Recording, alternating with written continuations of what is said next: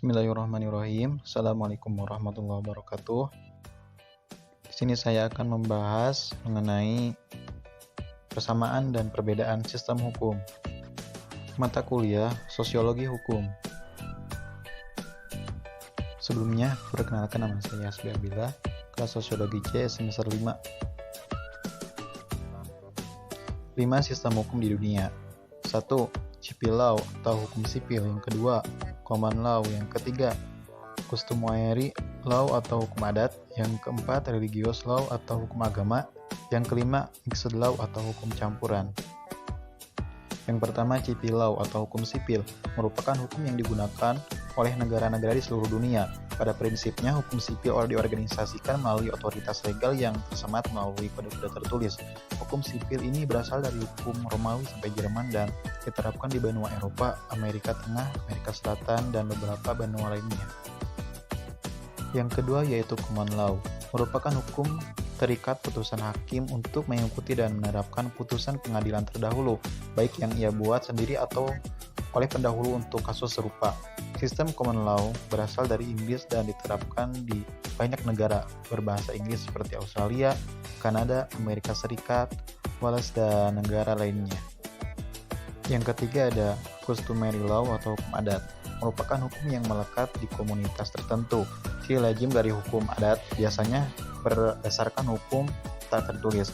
Penerapan hukum adat biasanya ditemukan di negara-negara Afrika dan Kepulauan Pasifik, serta beberapa negara di Asia. Yang keempat ada hukum religious law atau hukum agama, merupakan hukum yang diatur berdasarkan kitab suci dan kepercayaan agama. Hukum Islam atau hukum syariah adalah sistem hukum yang paling banyak diterapkan sebagai hukum agama.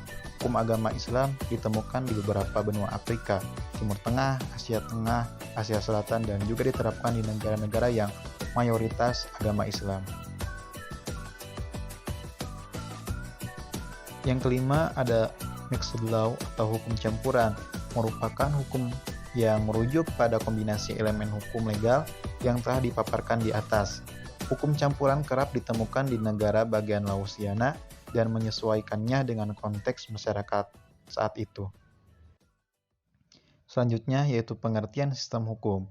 Sistem hukum merupakan keseluruhan elemen-elemen dan aspek yang membangun serta menggerakkan hukum sebagai sebuah peranata kehidupan bermasyarakat. Dengan kata lain, hukum adalah suatu kumpulan unsur-unsur yang ada dalam interaksi satu sama lain yang merupakan satu kesatuan yang terorganisasi dan kerjasama ke arah tujuan yang sama. Selanjutnya yaitu persamaan dan perbedaan sistem hukum. Persamaan dan perbedaan dalam sistem hukum adalah dua sisi mata uang yang sama. Persamaannya yaitu menunjukkan kurangnya perbedaan, sementara perbedaannya adalah kurangnya persamaan. Oleh karena itu, persamaan dan perbedaan itu dipengaruhi oleh faktor-faktor yang sama, walaupun arahnya berlawanan. Oleh karena itulah, faktor yang sering menjadi acuan dalam literatur hukum sebagai penjelasan persamaan dan perbedaan sistem hukum yaitu ada 5. Pertama, sistem ekonomi. Yang kedua, sistem ideologi dan sistem politik. Yang ketiga, sistem agama. Yang keempat, sistem sejarah dan geografi. Yang kelima, faktor demografi. 1. Sistem ekonomi adalah sistem yang digunakan oleh suatu negara untuk mengalokasikan sumber daya. Perbedaan mendasar antara sebuah sistem ekonomi dengan sistem ekonomi adalah bagaimana sistem itu mengatur produksinya.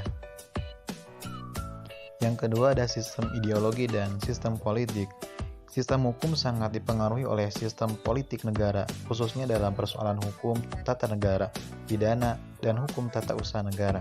Akan nampak perbedaan di bidang hukum jika nampak perbedaan di bidang hukum jika negara menerapkan suatu pemerintahan diktator dibandingkan dengan pemerintahan demokrasi. Yang ketiga ada sistem agama.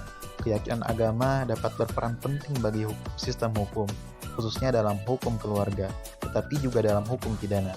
Sebuah negara yang didominasi oleh umat Kristen akan kesulitan menerima poligami, akan tetapi di negara Muslim mudah menerima poligami. Yang keempat ada sistem sejarah dan sistem geografi. Sistem hukum terbentuk dari adanya pengaruh kuat perkembangan sejarah negaranya. Sistem hukum sebuah negara jelas kelihatan dipengaruhi oleh kondisi fisik yang ada di negara-negara tersebut, terutama geografi, iklim, dan sumber dayanya. Yang kelima ada faktor demografi. Umat manusia bisa dibagi menjadi beberapa ras, yang masing-masing terdiri dari sejumlah besar kelompok etnis yang berbeda. Karena perbedaan ini seringkali menimbulkan ketidakcocokan hukum dengan ras tertentu dalam suatu wilayah. Misalkan di Afrika Selatan, di mana ada pemisahan ras yang berpengaruh terhadap hak sipil ras kulit hitam di Afrika Selatan. Mungkin itulah yang bisa saya sampaikan mengenai persamaan dan perbedaan sistem hukum. Mudah-mudahan bermanfaat. Sekian dan terima kasih. Mohon maaf bila banyak kekeliruan dan kesalahan. Kurang lebihnya mohon dimaafkan.